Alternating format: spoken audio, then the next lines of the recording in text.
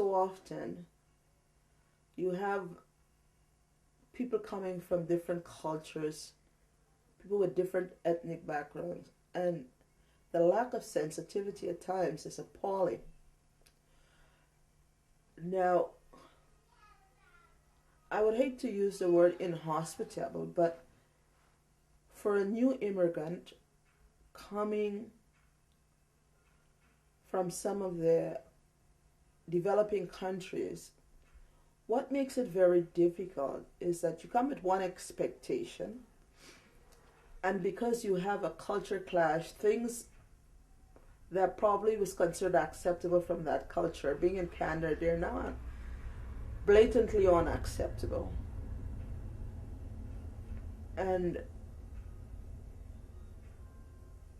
Canada is being sold in the developing country as this new utopia.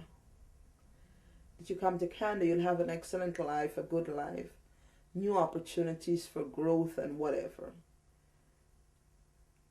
And so often, individuals come to Canada, and what they were expecting, they were sold one bill of sale, and they come here and it's something completely different.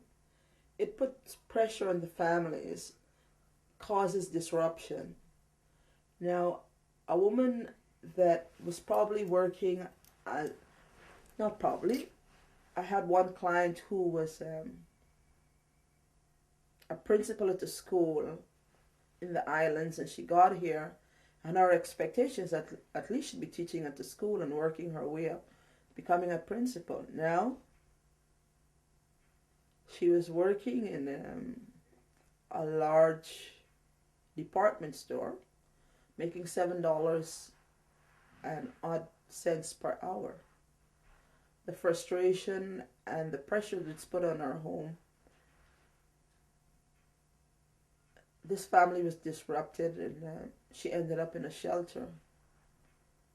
Now, we can look at the fact that abuse was happening here, but how do we work with an individual who was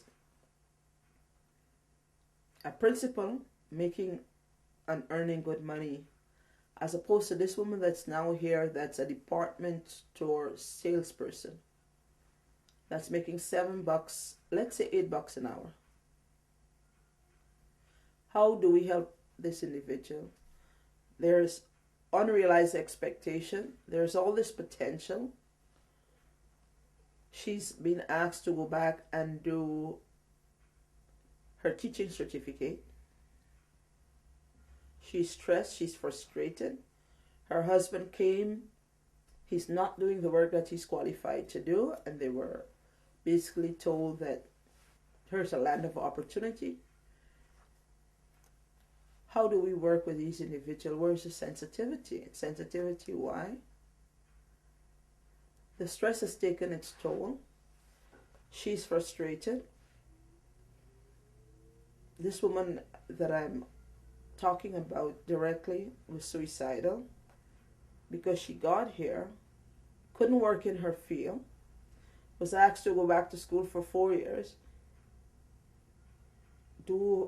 complete the credits for Bachelor's of Education, and then do the certificate in teaching, which would take another year.